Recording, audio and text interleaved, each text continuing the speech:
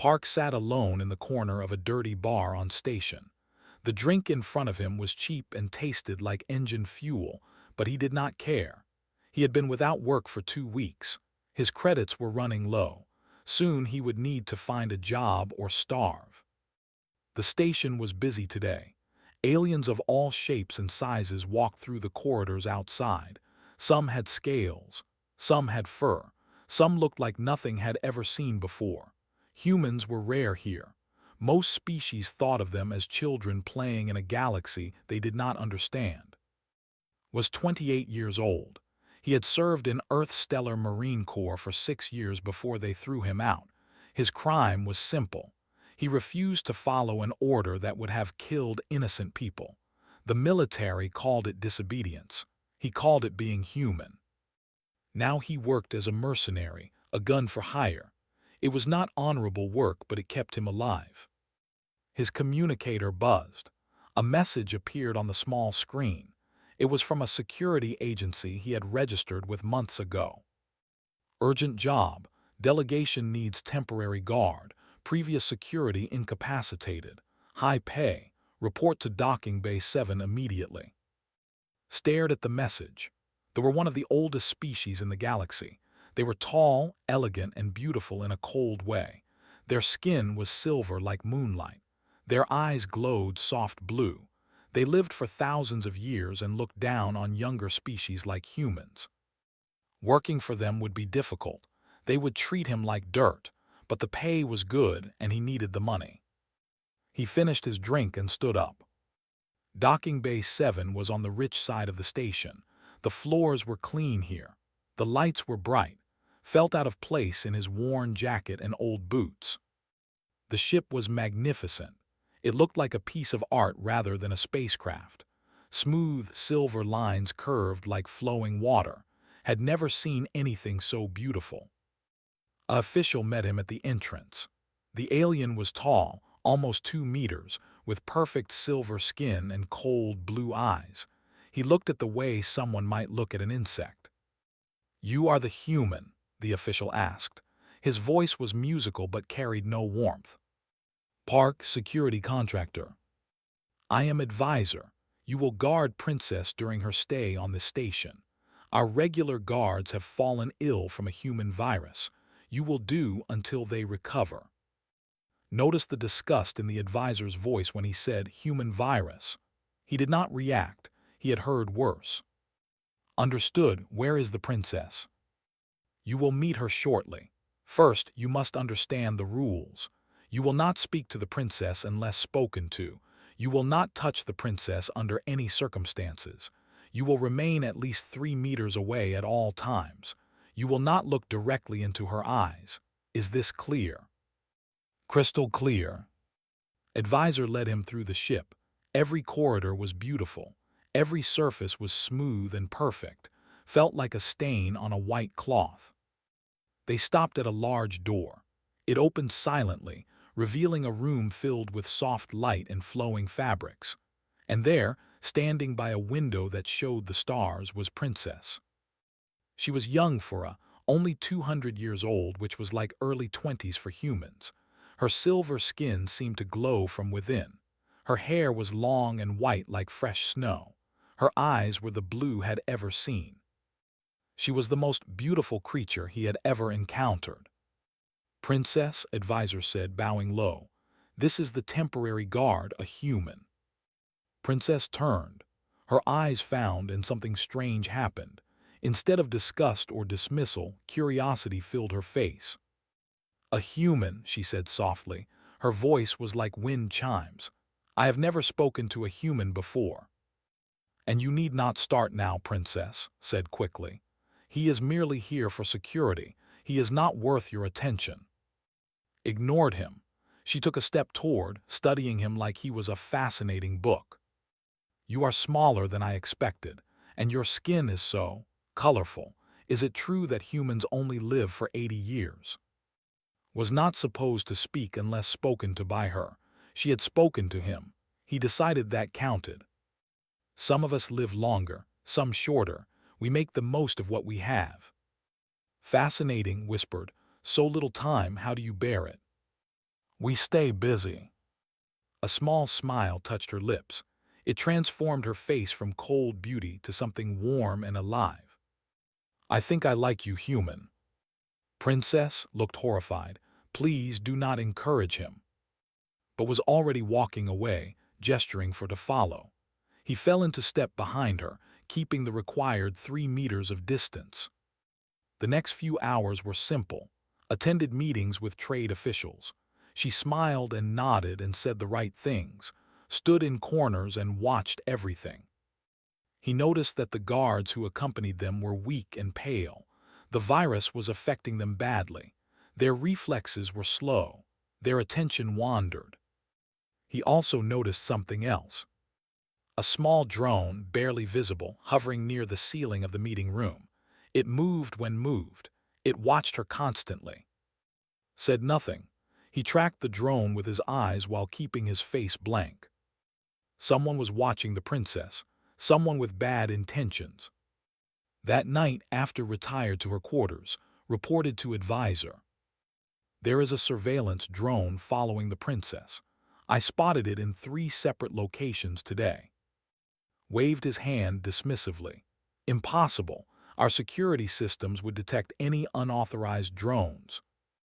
Your security systems are good, but whoever sent that drone is better. You are seeing things, human. Perhaps the stress of being among your betters is affecting your simple mind. Felt anger rise in his chest. He pushed it down. I am telling you what I saw. Someone is planning something. The princess is in danger. Stepped close. His blue eyes were cold as ice. Listen carefully, human. You are nothing here. You are a temporary tool. When our guards recover, you will be discarded and forgotten. Do not pretend to understand things beyond your primitive comprehension. He turned and walked away. Stood alone in the corridor. He thought about leaving. He thought about taking his pay and walking away from these arrogant aliens who treated him like garbage. But then he remembered the princess's smile, the curiosity in her eyes, the way she had looked at him like he was a person, not a pest. He would stay and he would watch.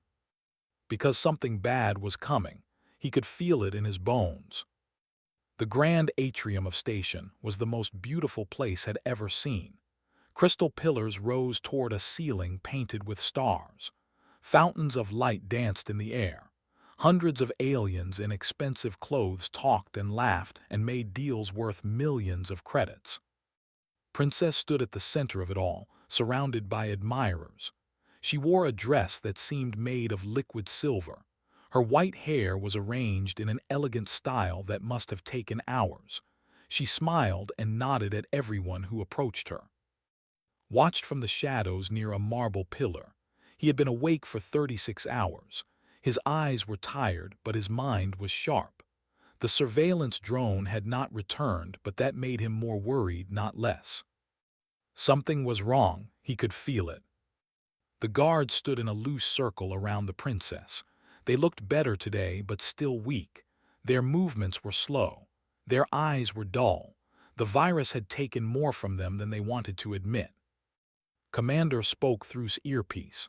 She was the head of the princess's guard, still stuck in the medical bay, monitoring everything through cameras. Human report, anything unusual? Nothing yet, replied quietly. But the guards are too slow. If something happens, they will not react in time. They are warriors. They have trained for centuries. Training means nothing if your body cannot keep up. Commander was silent for a moment. Just watch. Do not interfere unless absolutely necessary. Did not respond. He kept his eyes on the crowd. Princess broke away from her admirers and walked toward a window that showed the stars outside. She looked tired. The constant smiling and talking was exhausting her. Moved along the wall, keeping her in sight. He was supposed to stay 3 meters away, but the crowd was thick. He drifted closer without realizing it. Noticed him. She turned her head slightly, and the corner of her mouth lifted. You look as bored as I feel, she said softly, so only he could hear. I am working, princess. So am I, but my work involves pretending to care about trade agreements, she sighed. I would rather hear more about your planet. Tell me about rain again. Felt something warm in his chest. Over the past 2 days, had found moments to talk to him. She asked endless questions about Earth, about oceans and mountains and cities full of people, about human food and human music and human love. She was lonely, he realized, surrounded by people but truly alone. Perhaps later, princess, when you are safe. Safe, she laughed quietly. I have been safe my entire life. Sometimes I wonder what it feels like to be in real danger. At that exact moment, every light in the grand atrium went dark. Moved before his mind caught up with his body. 200 years of human evolution, designed for survival on a dangerous planet, took over completely. He grabbed and pulled her behind the marble pillar. She gasped in surprise, but he clamped a hand over her mouth. Quiet, he whispered, do not move. In the darkness, he heard chaos, people screaming, bodies falling, energy weapons firing with sharp hissing sounds. The guards were shouting, confused. Their analytical minds needed time to process the situation, time they did not have. His eyes adjusted to the darkness. Human eyes were good at this. Millions of years of hunting at night had made them so. He saw 3 figures moving through the crowd. They wore active camouflage suits that made them nearly invisible, but nearly was not completely. Caught the shimmer of their movements, the slight blur where they passed. Assassins, professional ones. One of them was heading straight for the pillar. Pushed down to the floor. Stay here, do not move for any reason. He stepped out from behind the pillar. The assassin did not see him coming. Humans were supposed to be blind in the dark. Humans were supposed to freeze in fear during ambushes. Humans were supposed to be weak. This human was none of those things. Hit the assassin from the side. His fist connected with the creature's throat. The camouflage suit flickered and died, revealing a gray-skinned alien with black eyes. Did not recognize the species. He did not care. The assassin had a knife. Turned, and the blade meant for his heart sliced across his back instead. Pain exploded through his body. He ignored it. He grabbed the assassin's arm and twisted. Bones snapped. The knife fell, caught it and buried it in the assassin's chest. One down. The second assassin appeared from nowhere, firing a plasma pistol. Dove and rolled. The shot missed him by centimeters, burning his jacket. He came up throwing the dead assassin's knife. It spun through the air and caught the second killer in the eye. The alien dropped without a sound. 2 down. Where was the third? Heard scream. He turned and saw the final assassin standing over her, a glowing blade raised to strike. Time seemed to slow down. The blade began its descent towards neck. Did not think, he ran.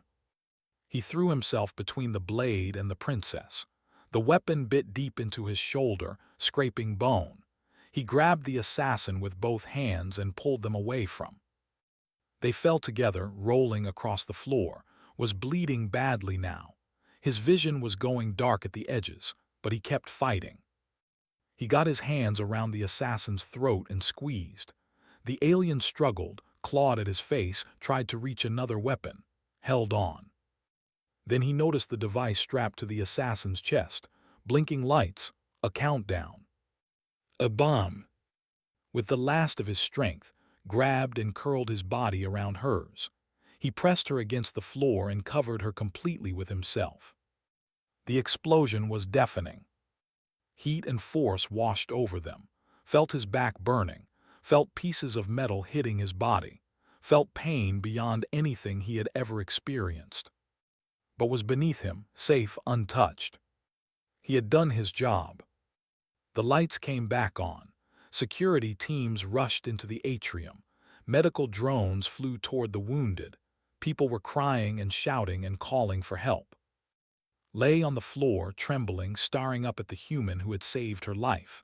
His blood was everywhere. His eyes were closed. His body was burned and broken, but he was still curled around her, still protecting her. Even unconscious, his arms held her gently, keeping her safe from a danger that had already passed. "Help him!" screamed. Tears ran down her silver cheeks. "Someone help him!" Medical drones surrounded them. Guards finally arrived, too late to matter. Advisor pushed through the crowd, his face pale with shock. Commander's voice came through the communication system, broken with emotion. The human saved her, alone in 30 seconds. Held's hand as they loaded him onto a medical transport. His blood was warm on her fingers. His face was peaceful, like he was only sleeping. "Do not die," she whispered. "Please, you cannot die." Above the station, a magnificent ship dropped out of hyperspace. The royal flagship of the Empire. The Empress had arrived. And she would have questions about the human who saved her only daughter. Opened his eyes and did not recognize where he was. The ceiling above him glowed with soft golden light. The air smelled clean, like flowers after rain. He was lying on something softer than any bed he had ever known. He tried to sit up. Pain shot through his body. He fell back with a groan. A doctor appeared beside him. She was tall and elegant, with silver skin and calm blue eyes. She pressed something against his arm, and the pain faded to a dull ache. "Do not move," she said. Her voice was gentle, not cold like the others. "Your injuries were severe. You should be dead." "How long?" His voice was rough, broken. 3 days. You have been sleeping while we repaired your body." The doctor studied a floating screen filled with data. "I must admit, human biology is remarkable. Your cells regenerate faster than our models predicted. Your pain tolerance is beyond anything in our records. When we operated on your shoulder, you woke up. You were conscious for the entire procedure." Remembered fragments, bright lights, voices speaking in a language he did not understand, pain that felt like fire. "Where am I?" "The royal flagship Eternal Dawn. We are traveling to the doctor paused. "The Empress wishes to see you when you are ready." Closed his eyes. The Empress, the most powerful being in the Empire, the mother of the princess he had saved. This was either very good or very bad. 2 more days passed, grew stronger. He learned to walk again, then to move without pain. The medical technology was incredible. Wounds that should have taken months to heal closed in hours. On the 3rd day, guards came to his room. "The Empress summons you," one said. "Follow us." Followed. The flagship was enormous. Corridors stretched for what seemed like kilometers. Every surface was decorated with patterns that seemed to move and shift. Felt like he was walking through a dream. They stopped at massive doors made of some material that looked like frozen starlight. The doors opened silently, revealing the throne room. It was designed to make visitors feel small. The ceiling was impossibly high. The walls were lined with statues of ancient rulers. At the far end, on a throne of crystal and light, sat Empress. She was beautiful in a terrifying way. Her silver skin was flawless. Her white hair floated around her head like a living thing. Her eyes glowed brighter than any had seen. She looked ageless, eternal, like a goddess carved from moonlight. Walked forward. He did not bow. He was not, and he would not pretend to be. The Empress watched him approach. Her expression revealed nothing. "Park," she said. Her voice filled the room without seeming loud. "The human who saved my daughter." "I did my job, Your Majesty." "Your job was to guard her. You did much more than that." The Empress leaned forward slightly. "I have watched the recordings. You killed 3 assassins in less than 30 seconds. You used your body as a shield against an explosion. You should have died." "I did not." "No, you did not." A long pause. "Do you know what you have done?" Said nothing. He waited. "Among my people, a life debt is sacred. It is the oldest law of our civilization. When someone saves a life through their own blood and suffering, a bond is created. This bond cannot be ignored. It cannot be bought or sold. It must be honored. I do not need payment, Your Majesty. A simple thank you is enough. The Empress almost smiled. Almost. You misunderstand. This is not about payment. This is about honor. My daughter's life was saved by your sacrifice. If I simply give you credits and send you away, I shame myself, my daughter, and my entire house.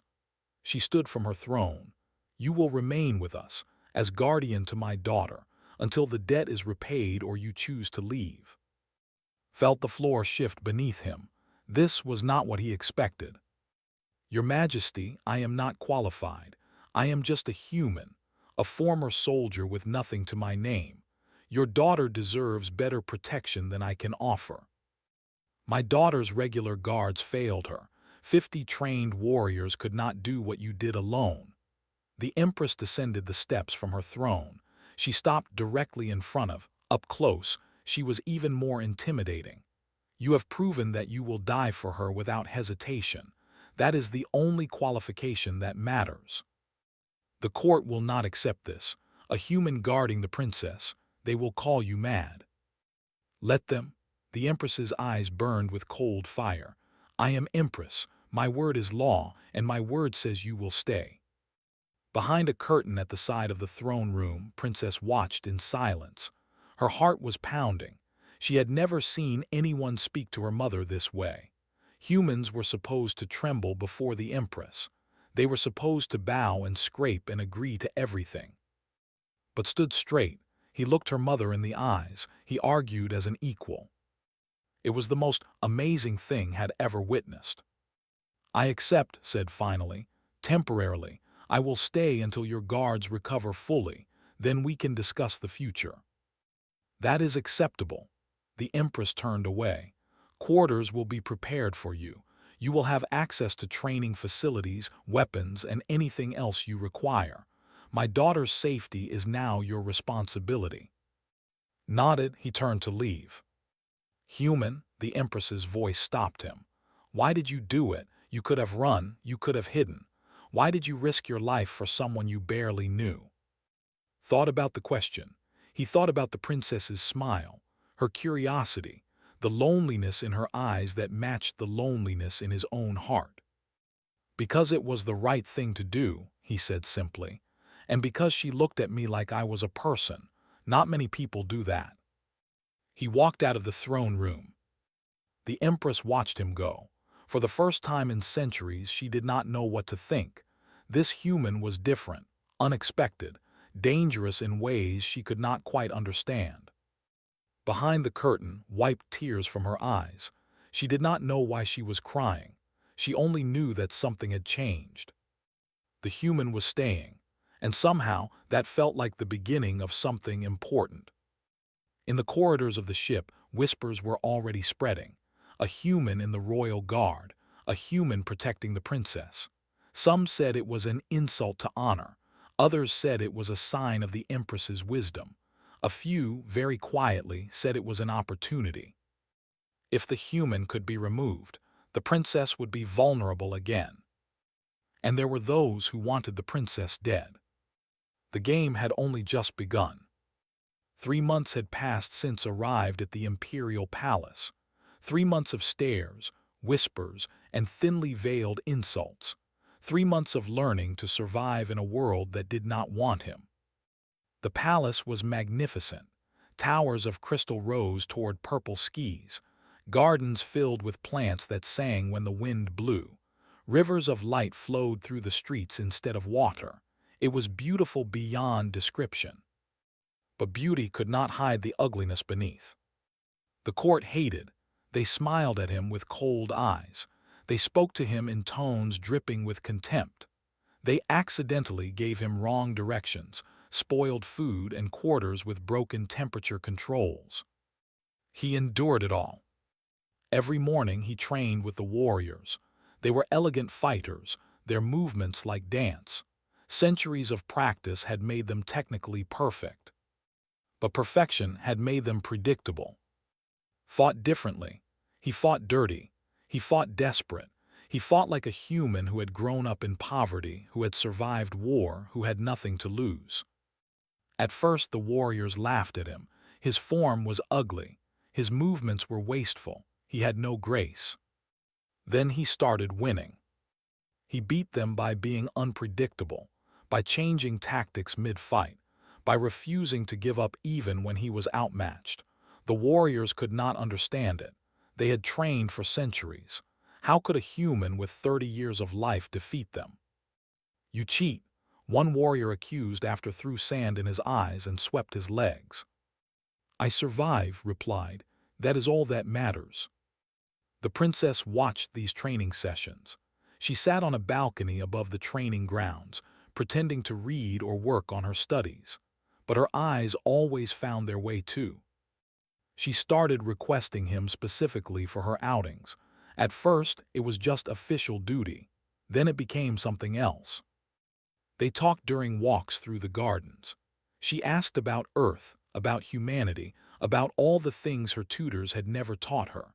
He told her about rain falling on city streets, about the smell of food cooking in market stalls, about his mother who had died when he was young but whose laugh he still remembered.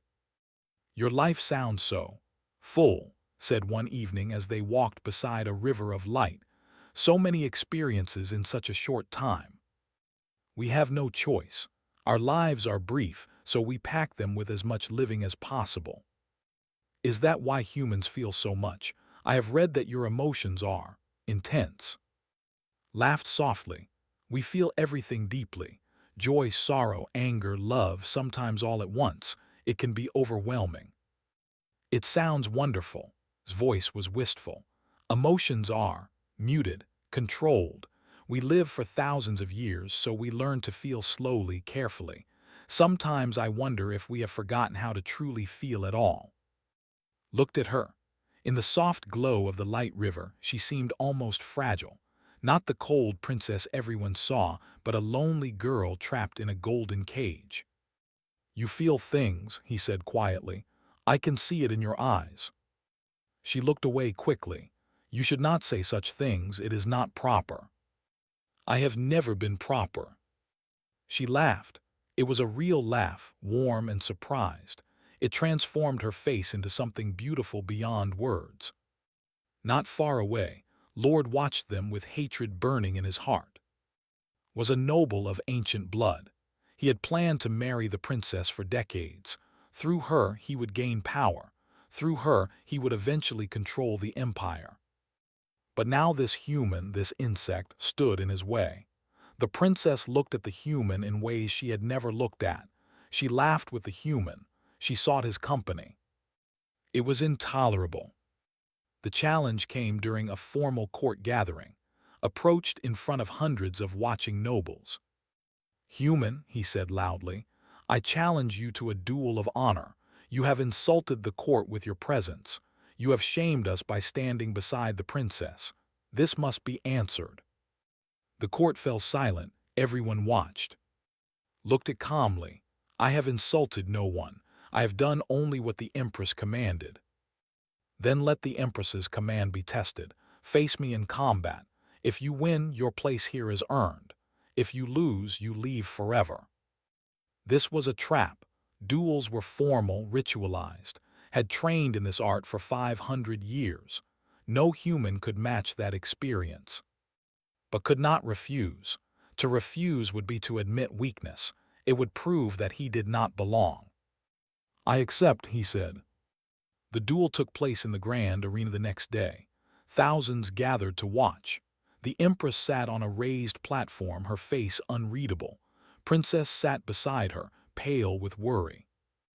Entered first, dressed in traditional dueling robes. He moved like water, like music, like everything beautiful and deadly. Entered in his simple training clothes. He carried a standard sword, nothing special. He looked small and plain compared to the magnificent lord. The signal was given. The duel began. Attacked with perfect form. His blade danced through patterns that had been refined for. Each movement was precise, elegant, beautiful. Did not try to match him. He could not. Instead, he did something no one would ever expect. He attacked recklessly, ignoring defense completely. He threw himself at with wild, desperate strikes. He took hits he should have avoided because they let him get closer. Was confused. This was not how duels worked. Where was the elegance, the strategy, the respect for form? Did not care about form. He cared about winning. In 40 seconds, it was over. Lay on the ground, disarmed, with sword at his throat. The Lord was bleeding from 3 wounds. His perfect robes were torn and dirty. Was bleeding too. He had taken cuts to his arm and side, but he was standing. He had won.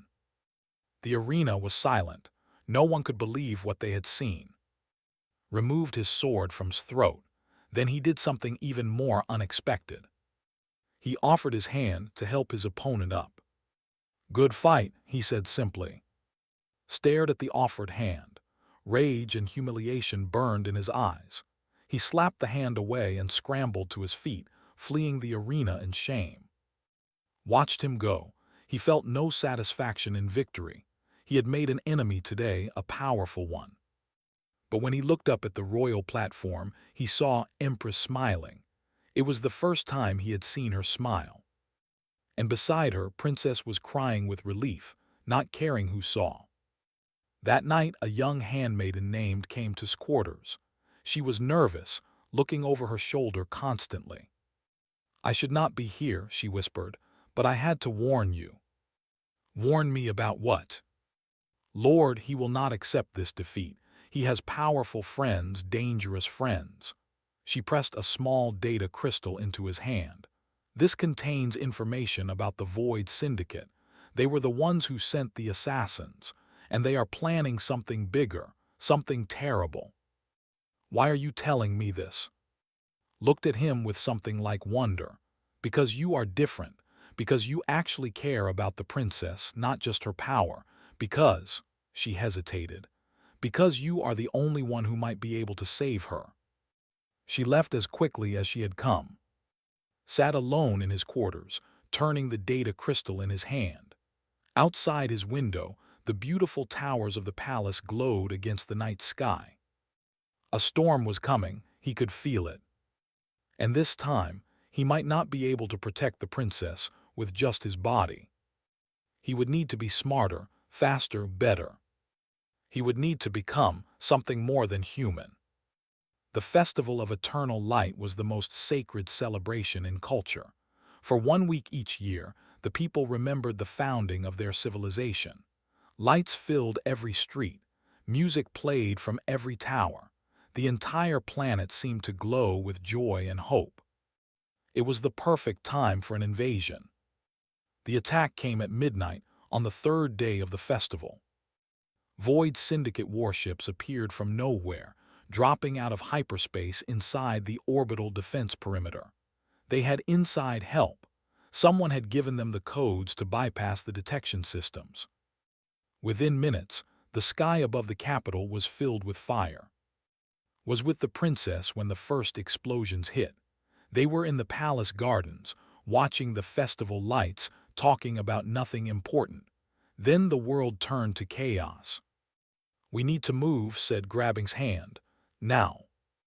They ran through corridors filled with smoke and screaming. Royal guards fought desperately against syndicate soldiers who seemed to be everywhere. Bodies lay on the beautiful floors, silver blood mixing with the light of shattered crystals. Empress met them in the central hall. She was calm despite the chaos, her presence commanding even in crisis. "The palace is lost," she said. "We must evacuate to the emergency ships." "Mother, I will not run." His voice was steady, but her hands shook.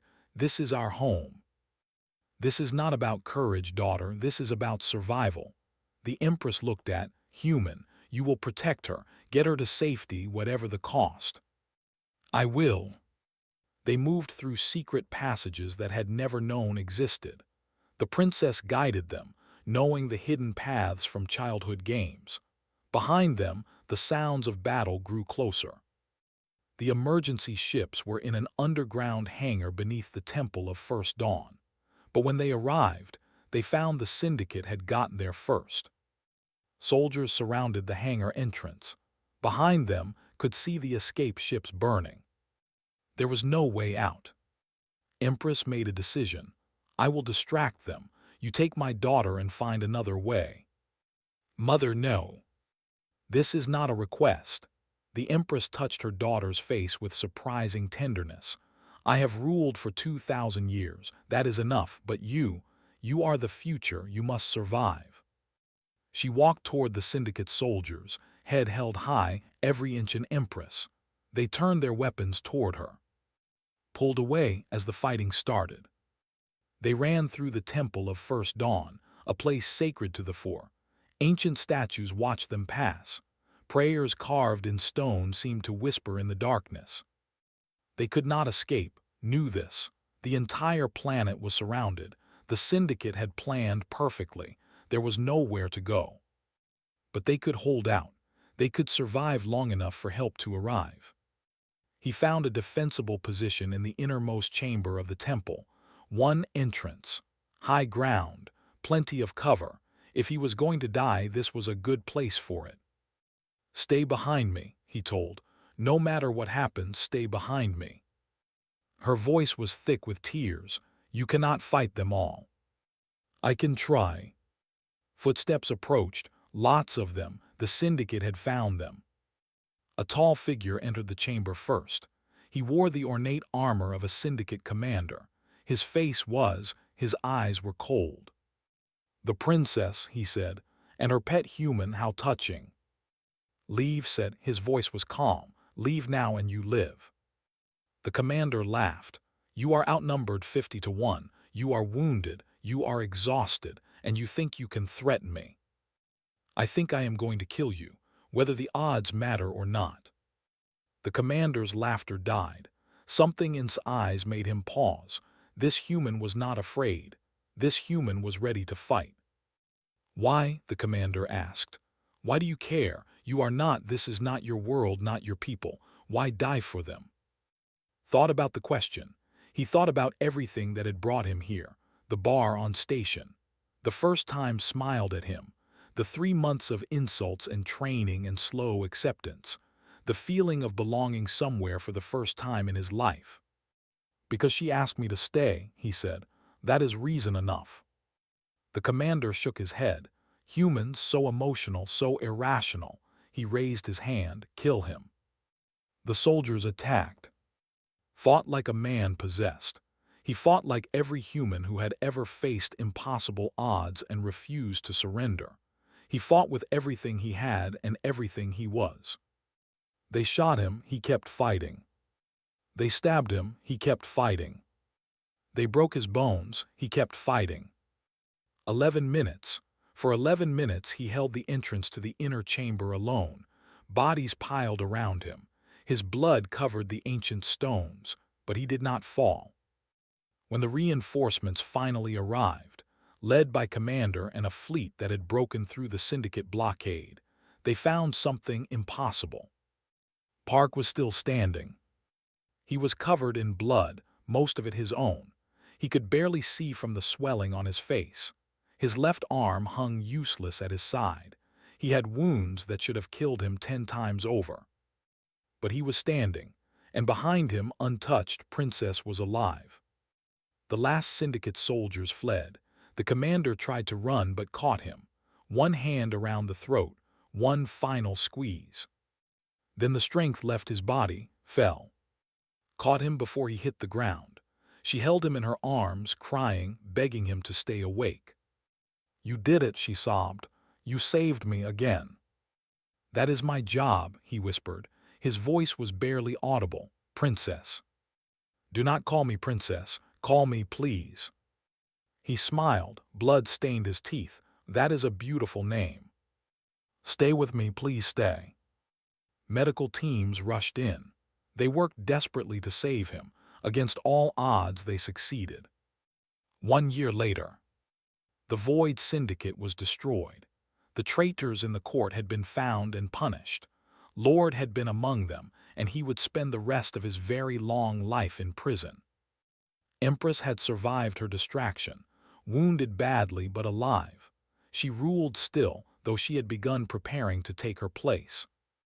And in the palace gardens, beside a river of light, walked with He was no longer her bodyguard. That role had ended months ago, but he had not left. The Empress had given him a choice, and he had chosen to stay. Now he was something else, something they had no word for. The humans called it partner, beloved. They did not touch in public. The court was still adjusting to the idea of a human in the royal circle. But when they were alone, held his hand like it was the most precious thing in the universe. "My mother asked me something today," said. "What?" "She asked if I was happy." Looked at her. In the soft light she was beautiful beyond words, but it was not her beauty that had captured him. It was her kindness, her curiosity, her loneliness that matched his own. "What did you tell her?" Smiled. It was the same smile that had changed everything. A year ago on a space station, when she looked at a human mercenary and saw a person instead of a pest. "I told her yes." High above them, Empress watched from her balcony.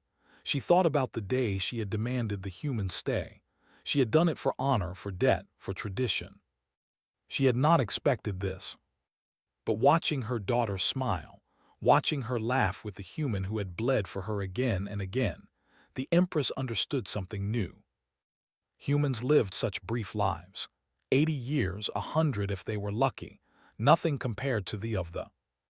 But in those brief years they burned so bright, they loved so fiercely, they fought so desperately for what mattered to them. They had forgotten how to do that. In their endless lives, they had lost the fire that made existence meaningful. Perhaps that was why humans had spread across the galaxy so quickly. Perhaps that was why they refused to die, refused to surrender, refused to accept limits. They were not greater than the, but they were different, and sometimes different was exactly what the universe needed. The Empress turned away from the balcony, leaving her daughter to her happiness. The human had earned it. He had earned everything. And somewhere in the vast galaxy, other humans were earning their places too, fighting impossible odds, protecting those who could not protect themselves, burning bright against the darkness. That was what humanity meant. Not perfection, not elegance, not long life or great power. Just the stubborn, beautiful, impossible refusal to give up. No matter the cost,